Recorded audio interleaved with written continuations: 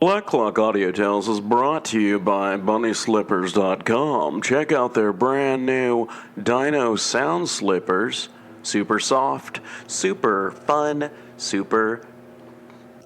Black Clock Audio Tales is a daily podcast that reads you a story, either a chapter or two of a novel at a time or a whole short story or two. Join us in our exploration of old ghost stories, supernatural fiction, horror stories, folk tales, fantasy, gothic horror, weird fiction, cosmic horror, and don't forget to join us for our monthly show about the Cthulhu Mythos. Look for our podcast wherever you find your podcasts. We suggest Podbean, Apple Podcasts, and Stitcher. Possibly also the loose flagstone leading up to the main house. Find us on the web at pgttcm.com, at Black Clock Audio on the Instagram and the Facebook, and Black Clock Audio Tales on YouTube. If, you just want to put on YouTube and listen to various stories while you clean the house, that's a good way to do it. Anyway, check out our new website at pgttcm.com, edited by Daniel Spitzer, music by Kevin MacLeod. The Chamber, Unseen Horrors, produced at Badger's Drift Studio in beautiful North Portland.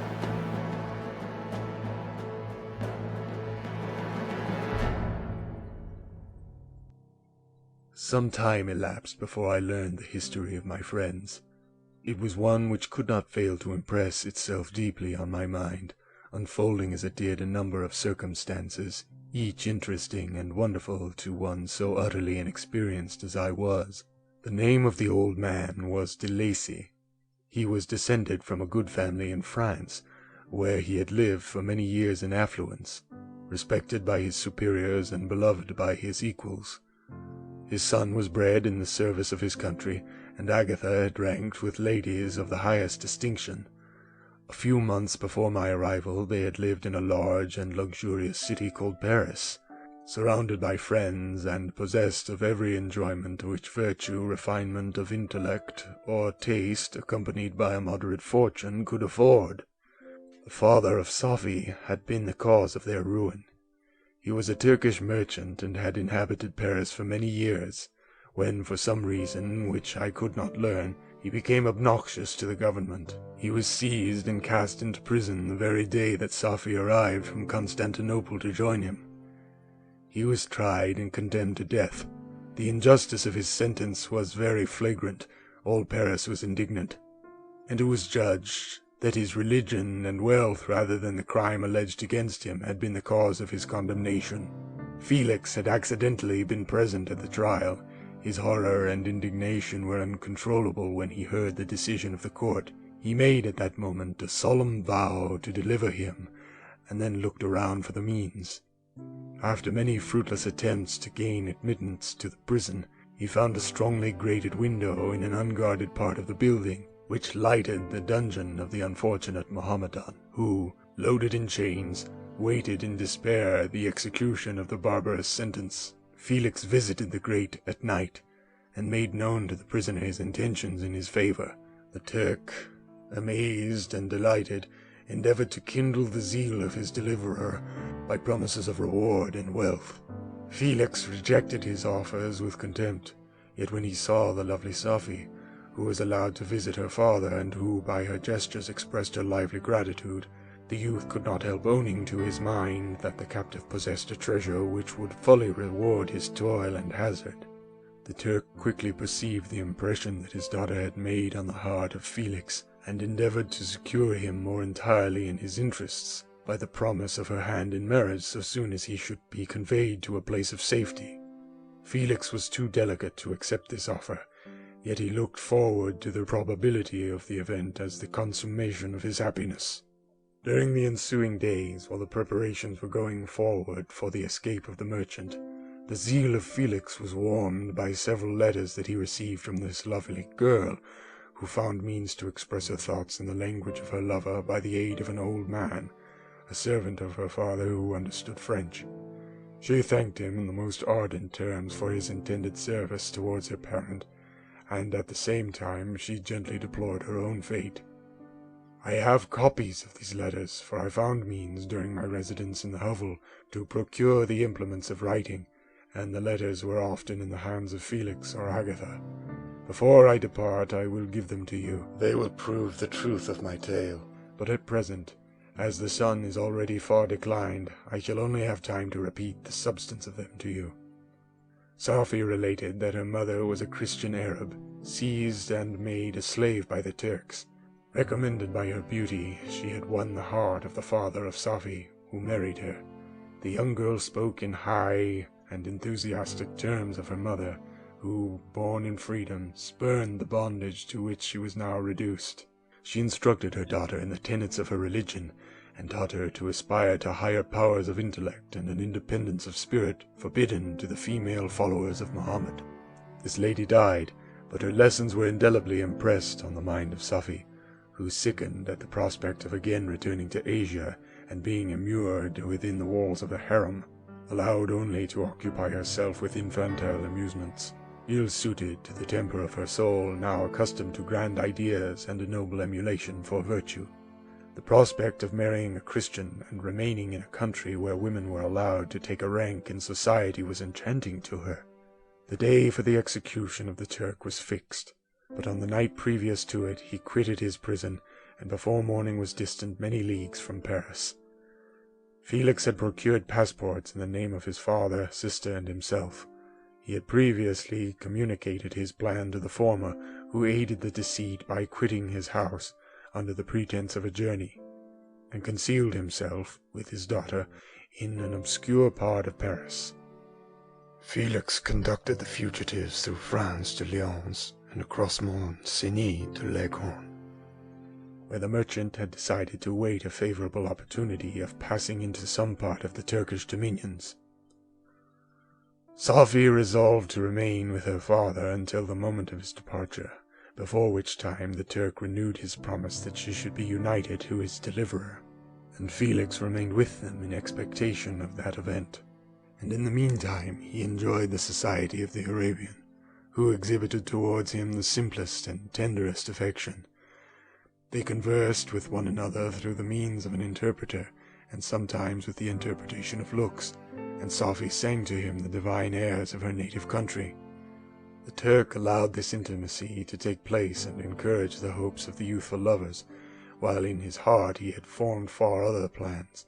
He loathed the idea that his daughter should be united to a Christian, but he feared the resentment of Felix if he should appear lukewarm, for he knew that he was still in the power of his deliverer if he should choose to betray him to the Italian state which they inhabited. He revolved 1,000 plans by which he should be enabled to prolong the deceit until it might be no longer necessary, and secretly to take his daughter with him when he departed. His plans were facilitated by the news which arrived from Paris. The government of France were greatly enraged at the escape of their victim, and spared no pains to detect and punish his deliverer. The plot of Felix was quickly discovered, and De Lacy and Agatha were thrown into prison. The news reached Felix, and roused him from his dream of pleasure. His blind and aged father and his gentle sister lay in a noisome dungeon, while he enjoyed the free air and the society of her whom he loved. This idea was torture to him. He quickly arranged with the Turk that if the latter should find a favorable opportunity for escape before Felix could return to Italy, Safi should remain as a boarder at a convent at Leghorn. And then, quitting the lovely Arabian, he hastened to Paris and delivered himself up to the vengeance of the law, hoping to free De Lacy and Agatha by this proceeding. He did not succeed. They remained confined for 5 months before the trial took place, the result of which deprived them of their fortune and condemned them to a perpetual exile from their native country. They found a miserable asylum in the cottage in Germany, where I discovered them. Felix soon learned that the treacherous Turk, for whom he and his family endured such unheard-of oppression, on discovering that his deliverer was thus reduced to poverty and ruin, became a traitor to good feeling and honor, and had quitted Italy with his daughter, insultingly sending Felix a pittance of money to aid him, as he said, in some plan of future maintenance. Such were the events that preyed on the heart of Felix and rendered him, when I first saw him, the most miserable of his family. He could have endured poverty, and while this distress had been the meed of his virtue, he gloried in it. But the ingratitude of the Turk and the loss of his beloved Safi were misfortunes more bitter and irreparable. The arrival of the Arabian now infused new life into his soul. When the news reached Leghorn that Felix was deprived of his wealth and rank, the merchant commanded his daughter to think no more of her lover, but to prepare to return to her native country. The generous nature of Safi was outraged by this command. She attempted to expostulate with her father, but he left her angrily, reiterating his tyrannical mandate. A few days after, the Turk entered his daughter's apartment and told her hastily that he had reason to believe that his residence at Leghorn had been divulged, and that he should speedily be delivered up to the French government. He had consequently hired a vessel to convey him to Constantinople, for which city he should sail in a few hours. He intended to leave his daughter under the care of a confidential servant to follow at her leisure with the greater part of his property, which had not yet arrived at Leghorn. When alone, Safi resolved in her own mind the plan of conduct that it would become her to pursue in this emergency. A residence in Turkey was abhorrent to her. Her religion and her feelings were alike averse to it. By some papers of her father which fell into her hands, she heard of the exile of her lover, and learnt the name of the spot where he then resided. She hesitated some time, but at length she formed her determination. Taking with her some jewels that belonged to her and a sum of money, she quitted Italy with an attendant, a native of Leghorn, but who understood the common language of Turkey, and departed for Germany.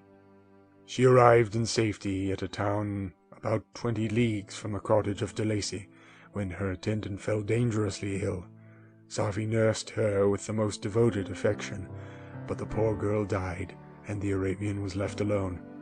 Unacquainted with the language of the country, and utterly ignorant of the customs of the world, she fell, however, into good hands. The Italian had mentioned the name of the spot for which they were bound, and after her death the woman of the house in which they had lived took care that Safi should arrive in safety at the cottage of her lover. End of chapter 14. Such was the history of my beloved cottagers. It impressed me deeply. I learned, from the views of social life which it developed, to admire their virtues and to deprecate the vices of mankind. As yet I looked upon crime as a distant evil. Benevolence and generosity were ever present before me, inciting within me a desire to become an actor in the busy scene where so many admirable qualities were called forth and displayed. But in giving an account of the progress of my intellect, I must not omit a circumstance which occurred in the beginning of the month of August of the same year. One night, during my accustomed visit to the neighboring wood where I collected my own food and brought home firing for my protectors, I found on the ground a leathern portmanteau containing several articles of dress and some books. I eagerly seized the prize and returned with it to my hovel. Fortunately, the books were written in the language, the elements of which I had acquired at the cottage. They consisted of Paradise Lost, a volume of Plutarch's Lives, and The Sorrows of Werther. The possession of these treasures gave me extreme delight. I now continually studied and exercised my mind upon these histories, whilst my friends were employed in their ordinary occupations. I can hardly describe to you the effect of these books. They produced in me an infinity of new images and feelings that sometimes raised me to ecstasy, but more frequently sunk me into the lowest dejection. In The Sorrows of Werther, besides the interest of its simple and affecting story, so many opinions are canvassed and so many lights thrown upon what had hitherto been to me obscure subjects that I found in it a never-ending source of speculation and astonishment. The gentle and domestic manners it described, combined with lofty sentiments and feelings, which had for their object something out of self, accorded well with my experience among my protectors, and with the wants which were forever alive in my own bosom. But I thought Werther himself a more divine being than I had ever beheld or imagined. His character contained no pretension, but it sank deep. The disquisitions upon death and suicide were calculated to fill me with wonder. I did not pretend to enter into the merits of the case, yet I inclined towards the opinions of the hero, whose extinction I wept, without precisely understanding it. As I read, however, I applied much personally to my own feelings and condition. I found myself similar, yet at the same time strangely unlike, to the beings concerning whom I read, and to whose conversation I was a listener. I sympathized with and partly understood them, but I was unformed in mind. I was dependent on none and related to none. The path of my departure was free, and there was none to lament my annihilation. My person was hideous and my stature gigantic. What did this mean? Who was I? What was I? Whence did I come? What was my destination? These questions continually recurred, but I was unable to solve them. The volume of Plutarch's Lives which I possessed contained the histories of the first founders of the ancient republics. This book had a far different effect upon me from the Sorrows of Werther. I learned from Werther's imagination despondency and gloom, but Plutarch taught me high thoughts. He elevated me above the wretched sphere of my own reflections, to admire and love the heroes of past ages. Many things, I read, surpassed my understanding and experience. I had a very confused knowledge of kingdoms, wide extents of country, mighty rivers, and boundless seas, but I was perfectly unacquainted with towns and large assemblages of men. The cottage of my protectors had been the only school in which I had studied human nature, but this book developed new and mightier scenes of action. I read of men concerned in public affairs, governing or massacring their species. I felt the greatest ardor for virtue rise within me, and abhorrence for vice, as far as I understood the signification of those terms, relative as they were, as I applied them, to pleasure and pain alone.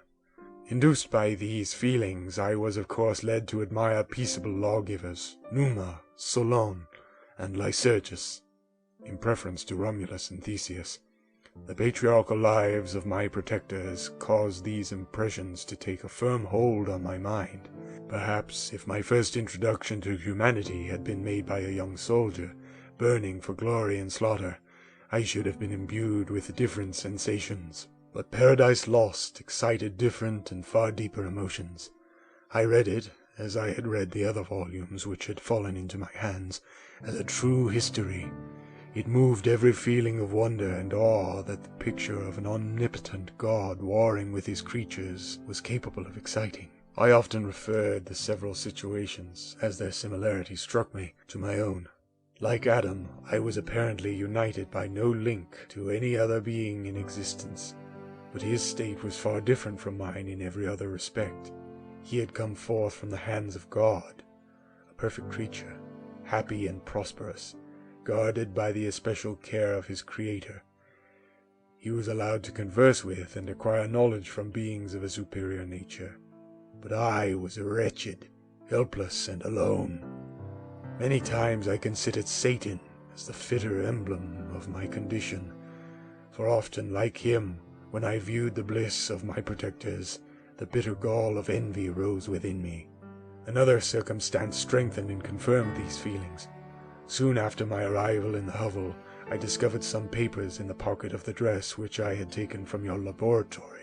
At first, I had neglected them, but now that I was able to decipher the characters in which they were written, I began to study them with diligence. It was your journal of the 4 months that preceded my creation.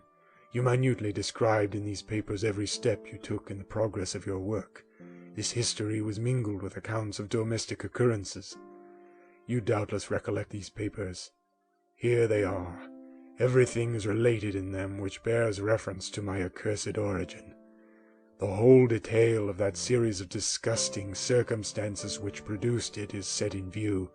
The minutest description of my odious and loathsome person is given, in language which painted your own horrors and rendered mine indelible.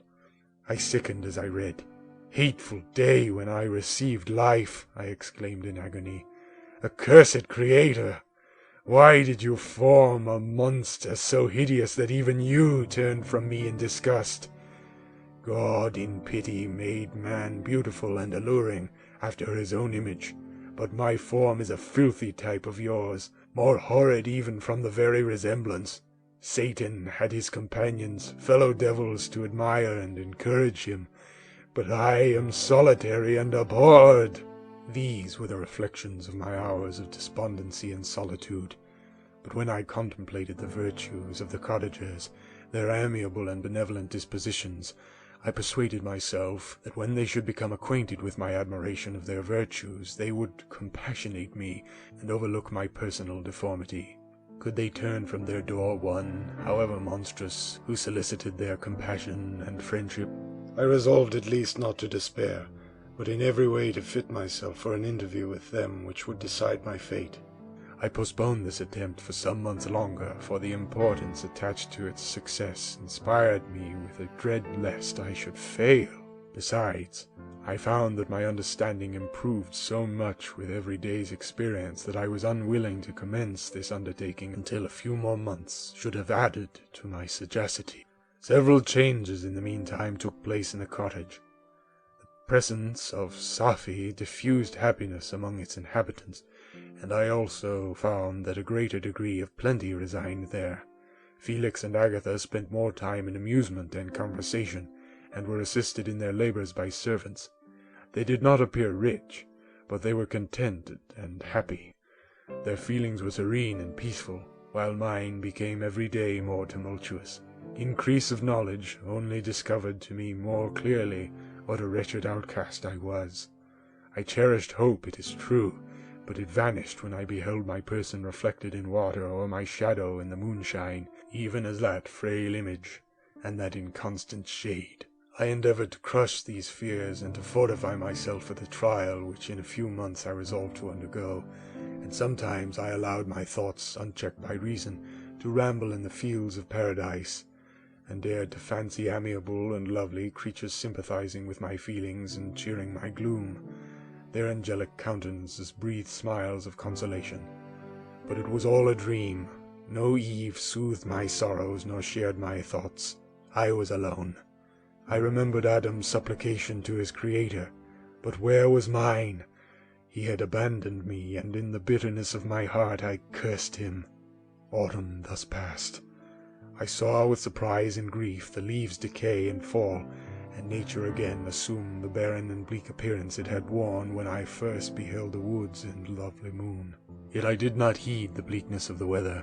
I was better fitted by my conformation for the endurance of cold than heat. But my chief delights were the sight of the flowers, the birds, and all the gay apparel of summer. When those deserted me, I turned with more attention towards the cottagers. Their happiness was not decreased by the absence of summer. They loved and sympathized with one another, and their joys, depending on each other, were not interrupted by the casualties that took place around them. The more I saw them, the greater became my desire to claim their protection and kindness. My heart yearned to be known and loved by these amiable creatures. To see their sweet looks directed towards me with affection was the utmost limit of my ambition. I dared not think that they would turn them from me with disdain and horror. The poor that stopped at the door were never driven away. I asked, it is true, for greater treasures than a little food or rest. I required kindness and sympathy, but I did not believe myself utterly unworthy of it.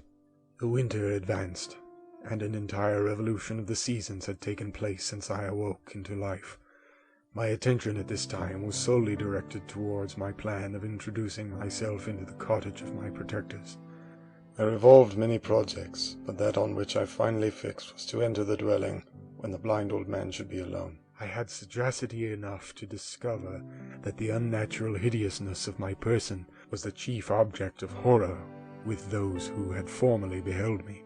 My voice, although harsh, had nothing terrible in it. I thought, therefore, that if in the absence of his children I could gain the goodwill and mediation of the old de Lacy, I might by his means be tolerated by my younger protectors. One day, when the sun shone on the red leaves that strewed the ground and diffused cheerfulness, although it denied warmth, Safie, Agatha, and Felix departed on a long country walk, and the old man, at his own desire, was left alone in the cottage. When his children had departed, he took up his guitar and played several mournful but sweet airs, more sweet and mournful than I had ever heard him play before. At first his countenance was illuminated with pleasure, but as he continued, thoughtfulness and sadness succeeded. At length, laying aside the instrument, he sat absorbed in reflection. My heart beat quick. This was the hour and moment of trial which would decide my hopes or realize my fears. The servants were gone to a neighboring fair. All was silent in and around the cottage. It was an excellent opportunity. Yet when I proceeded to execute my plan, my limbs failed me, and I sank to the ground. Again I rose, and exerting all the firmness of which I was master, removed the planks which I had placed before my hovel to conceal my retreat. The fresh air revived me, and with renewed determination I approached the door of the cottage. I knocked. "Who is there?" said the old man. "Come in." I entered. "Pardon this intrusion," said I. "I am a traveler in want of a little rest. You would greatly oblige me if you would allow me to remain a few minutes before the fire." "Enter," said de Lacy, "and I will try in what manner I can to relieve your wants. But unfortunately my children are from home, and as I am blind, I am afraid I shall find it difficult to procure food for you." "Do not trouble yourself, my kind host. I have food. It is warmth and rest only that I need." I sat down, and a silence ensued. I knew that every minute was precious to me, yet I remained irresolute in what manner to commence the interview, when the old man addressed me. "By your language, stranger, I suppose you are my countryman. Are you French?" "No, but I was educated by a French family, and understand that language only. I am now going to claim the protection of some friends, whom I sincerely love, and of whose favor I have some hopes." "Are they Germans?" "No, they are French. But let us change the subject. I am an unfortunate and deserted creature. I look around and have no relation or friend upon the earth. These amiable people to whom I go have never seen me and know little of me. I am full of fears, for if I fail there, I am an outcast in the world forever." "Do not despair. To be friendless is indeed to be unfortunate, but the hearts of men, when unprejudiced by any obvious self-interest, are full of brotherly love and charity. Rely therefore on your hopes, and if these friends are good and amiable, do not despair." "They are kind. They are the most excellent creatures in the world, but unfortunately they are prejudiced against me. I have good dispositions, my life has been hitherto harmless, and in some degree beneficial, but a fatal prejudice clouds their eyes, and where they ought to see a feeling and kind friend, they behold only a detestable monster." "That is indeed unfortunate, but if you are really blameless, cannot you undeceive them?"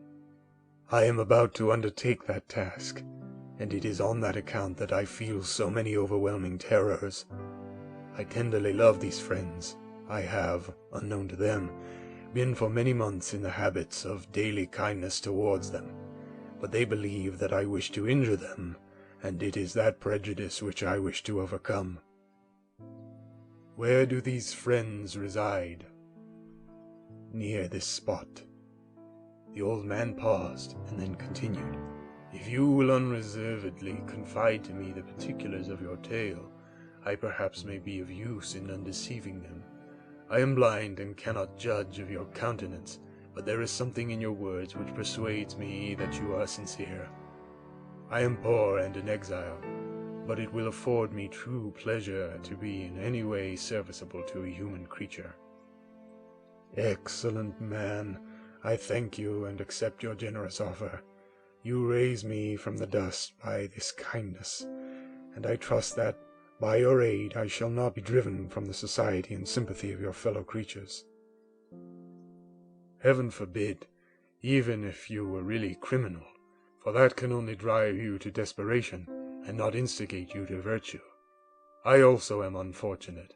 I and my family have been condemned, although innocent. Judge, therefore, if I do not feel for your misfortunes." How can I thank you, my best and only benefactor? From your lips first have I heard the voice of kindness directed towards me. I shall be forever grateful, and your present humanity assures me of success with those friends whom I am on the point of meeting. May I know the names and residence of those friends? I paused. This, I thought, was the moment of decision, which was to rob me of or bestow happiness on me forever. I struggled vainly for firmness sufficient to answer him, but the effort destroyed all my remaining strength. I sank on the chair and sobbed aloud. At that moment I heard the steps of my younger protectors. I had not a moment to lose, but seizing the hand of the old man, I cried, "Now is the time. Save and protect me. You and your family are the friends whom I seek. Do not you desert me in the hour of trial." "Great God!" exclaimed the old man. "Who are you?" At that instant the cottage door was opened, and Felix, Safie, and Agatha entered. Who can describe their horror and consternation on beholding me? Agatha fainted, and Safie, unable to attend her friend, rushed out of the cottage. Felix darted forward and with supernatural force tore me from his father, to whose knees I clung, in a transport of fury. He dashed me to the ground and struck me violently with a stick. I could have torn him limb from limb as the lion rends the antelope, but my heart sank with me as with bitter sickness, and I refrained. I saw him on the point of repeating his blow when, overcome by pain and anguish, I quitted the cottage and in the general tumult escaped unperceived to my hovel. End of chapter 15. The cursed Creator! Why did I live? Why in that instant did I not extinguish the spark of existence which you had so wantonly bestowed? I know not. Despair had not yet taken possession of me. My feelings were those of rage and revenge. I could with pleasure have destroyed the cottage and its inhabitants, and have glutted myself with their shrieks of misery. When night came, I quitted my retreat and wandered in the wood, and now, no longer restrained by the fear of discovery, I gave vent to my anguish in fearful howlings. I was like a wild beast that had broken the toils, destroying the objects that obstructed me and ranging through the wood with a stag-like swiftness. Oh, what a miserable night I passed! The cold stars shone in mockery, and the bare trees waved their branches above me. Now and then the sweet voice of a bird burst forth amidst the universal stillness. All save I were at rest or in enjoyment. I, like the arch-fiend, bore a hell within me, and finding myself unsympathized with, wished to tear up the trees, spread havoc and destruction around me, and then to have sat down and enjoyed the ruin. But this was a luxury of sensation that could not endure. I became fatigued with excess of bodily exertion and sank on the damp grass in the sick impotence of despair. There was none among the myriads of men that existed who would pity or assist me, and should I feel kindness towards my enemies? No! From that moment I declared everlasting war against the species, and more than all, against him who had formed me and sent me forth to this unsupportable misery. The sun rose.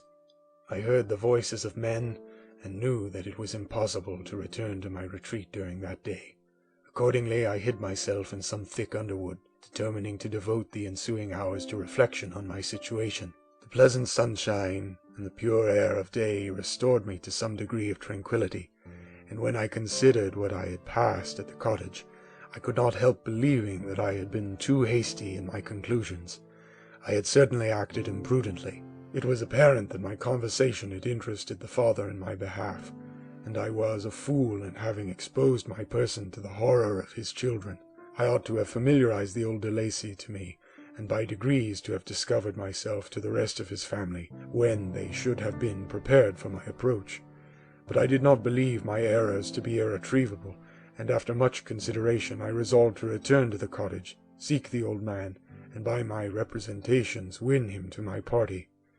These thoughts calmed me, and in the afternoon I sank into a profound sleep, but the fever of my blood did not allow me to be visited by peaceful dreams.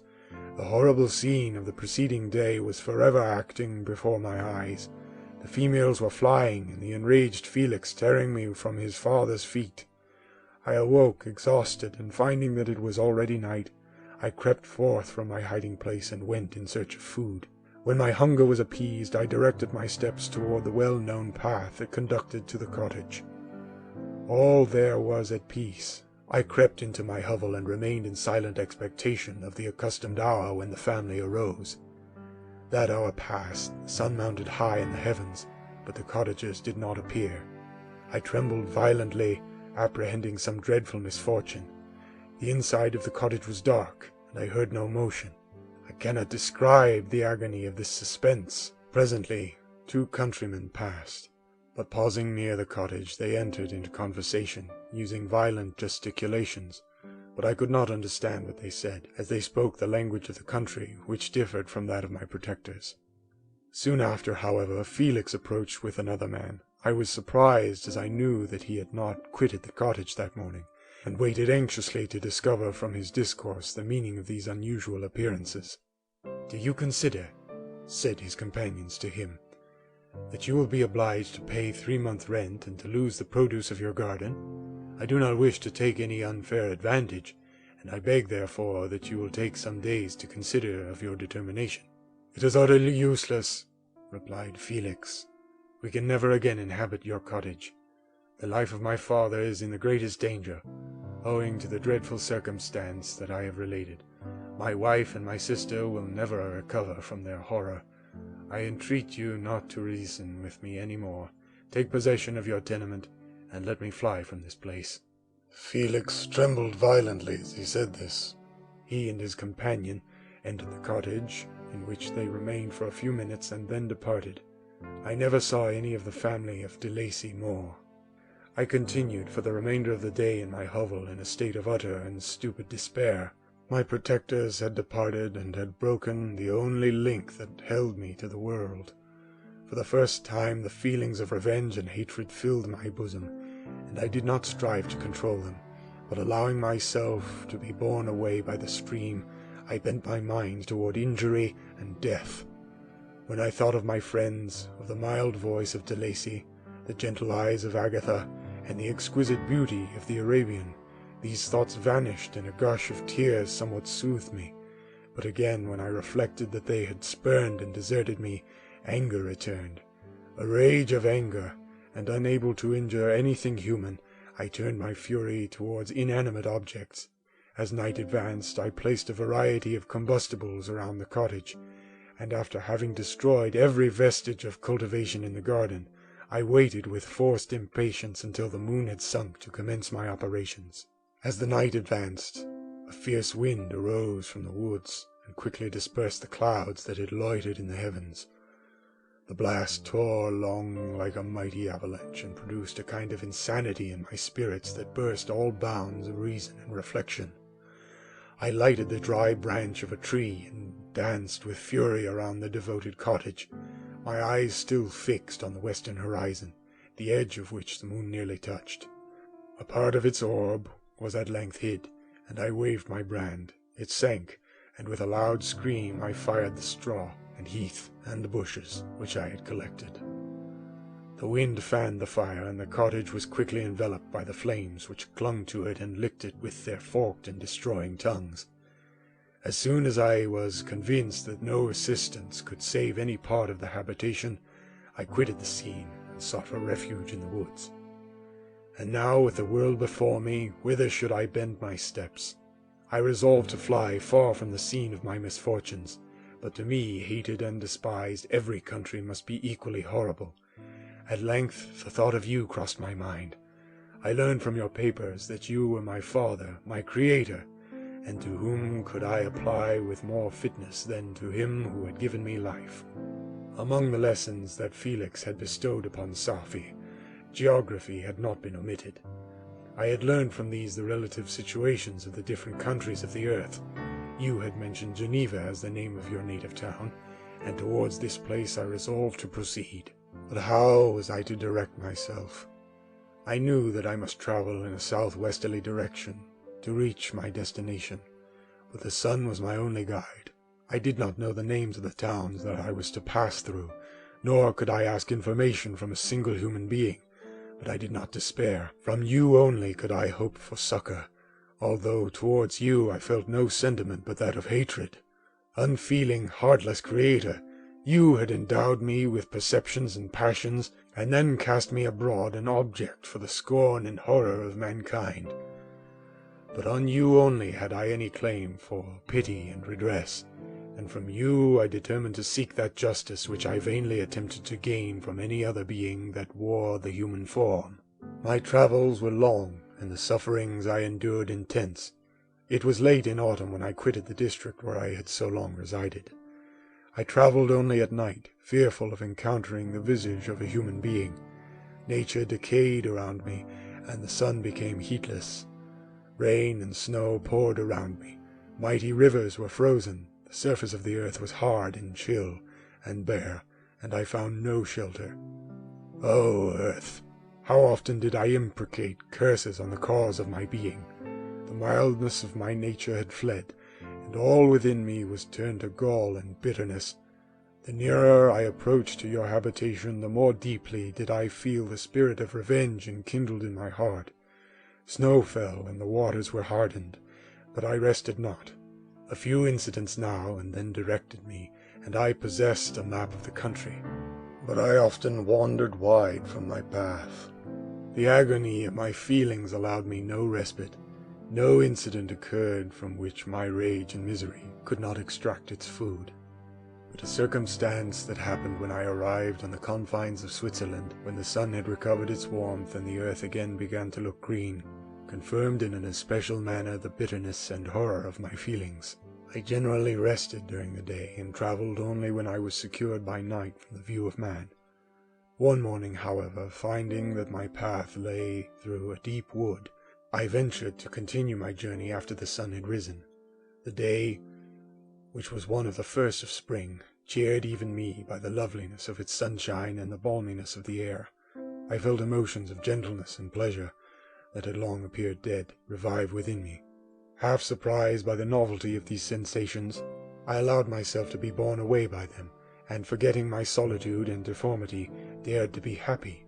Soft tears again bedewed my cheeks, and I even raised my humid eyes with thankfulness towards the blessed sun, which bestowed such joy upon me.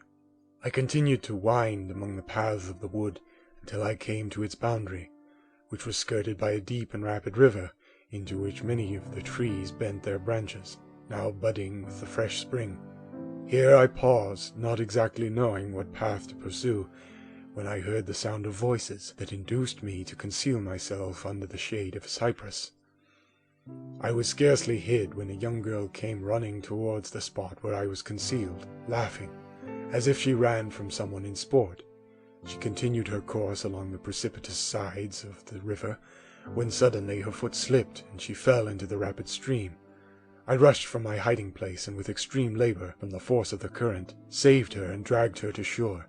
She was senseless, and I endeavored by every means in my power to restore animation, when I was suddenly interrupted by the approach of a rustic, who was probably the person from whom she had playfully fled. On seeing me, he darted towards me, and tearing the girl from my arms, hastened towards the deeper part of the wood. I followed speedily. I hardly knew why, but when the man saw me draw near, he aimed a gun which he carried at my body and fired. I sank to the ground, and my injurer, with increased swiftness, escaped into the wood. This was then the reward of my benevolence? I had saved a human being from destruction, and as a recompense I now writhed under the miserable pain of a wound which shattered the flesh and bone. The feelings of kindness and gentleness which I had entertained but a few moments before gave place to hellish rage and gnashing of teeth. Inflamed by pain, I vowed eternal hatred and vengeance to all mankind, but the agony of my wound overcame me. My pulses paused, and I fainted. For some weeks I led a miserable life in the woods, endeavoring to cure the wound which I had received. The ball had entered my shoulder, and I knew not whether it had remained there or passed through. At any rate, I had no means of extracting it. My sufferings were augmented also by the oppressive sense of the injustice and ingratitude of their infliction. My daily vows rose for revenge, a deep and deadly revenge, such as would alone compensate for the outrages and anguish I had endured. After some weeks, my wound healed, and I continued my journey. The labors I endured were no longer to be alleviated by the bright sun or gentle breezes of spring. All joy was but a mockery which insulted my desolate state, and made me feel more painfully that I was not made for the enjoyment of pleasure. But my toils now drew near a close, and in 2 months from this time I reached the environs of Geneva.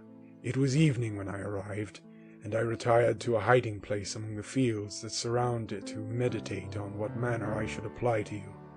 I was oppressed by fatigue and hunger, and far too unhappy to enjoy the gentle breezes of evening, or the prospect of the sun setting behind the stupendous mountains of Jura. At this time, a slight sleep relieved me from the pain of reflection, which was disturbed by the approach of a beautiful child, who came running into the recess I had chosen, with all the sportiveness of infancy. Suddenly, as I gazed on him, an idea seized me that this little creature was unprejudiced, and had lived too short a time to have imbibed a horror of deformity.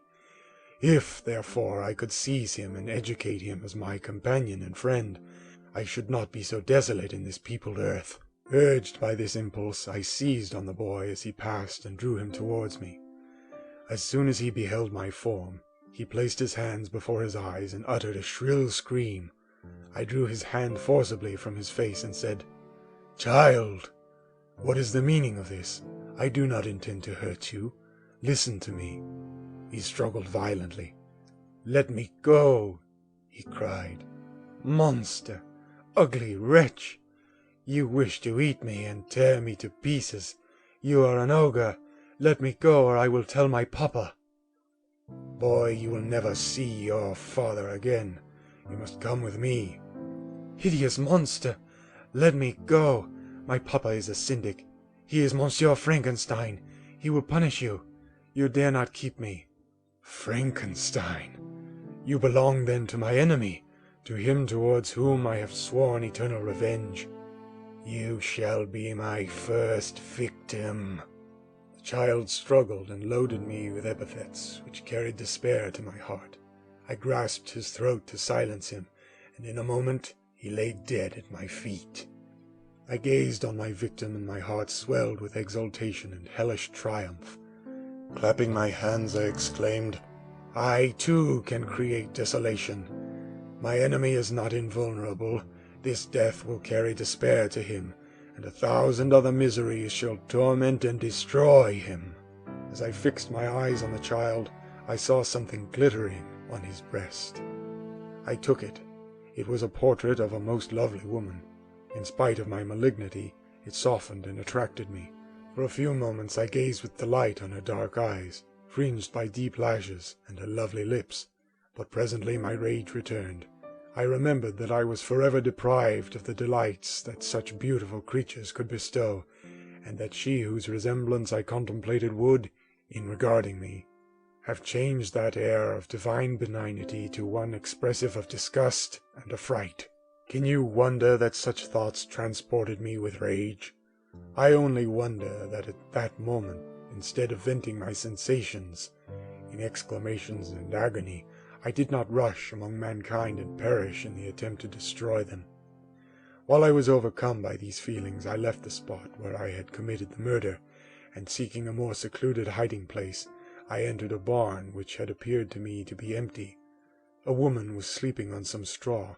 She was young, not indeed so beautiful as her whose portrait I held, but of an agreeable aspect, and blooming in the loveliness of youth and health. Here, I thought, is one of those whose joy-imparting smiles are bestowed on all but me. And then I bent over her and whispered, "Awake, fairest, thy lover is near, he who would give his life but to obtain one look of affection from thine eyes. My beloved, awake." The sleeper stirred. A thrill of terror ran through me. Should she indeed awake and see me and curse me and denounce the murderer? Thus would she assuredly act, if her darkened eyes opened and she beheld me. The thought was madness. It stirred the fiend within me. Not I, but she shall suffer. The murder I have committed because I am forever robbed of all that she could give me. She shall atone. The crime had its source in her, be hers the punishment. Thanks to the lessons of Felix and the sanguinary laws of man, I had learned now to work mischief. I bent over her and placed the portrait securely in one of the folds of her dress. She moved again, and I fled. For some days I haunted the spot where these scenes had taken place, sometimes wishing to see you, sometimes resolved to quit the world and its miseries forever. At length I wandered towards these mountains, and have ranged through their immense recesses, consumed by a burning passion which you alone can gratify. We may not part until you have promised to comply with my requisition. I am alone and miserable. Man will not associate with me, but one as deformed and horrible as myself would not deny herself to me. My companion must be of the same species and have the same defects. This being you must create. End of chapter 16.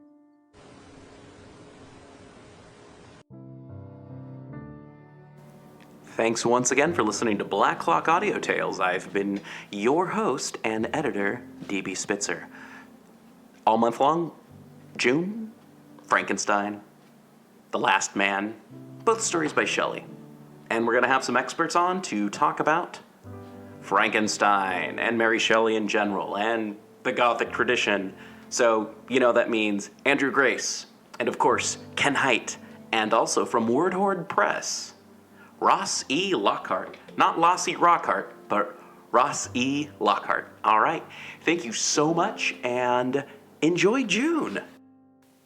And remember, if you want to help out the show, just go to paypal.me/pgttcm and donate $1 or $5 or $10 or whatever you feel.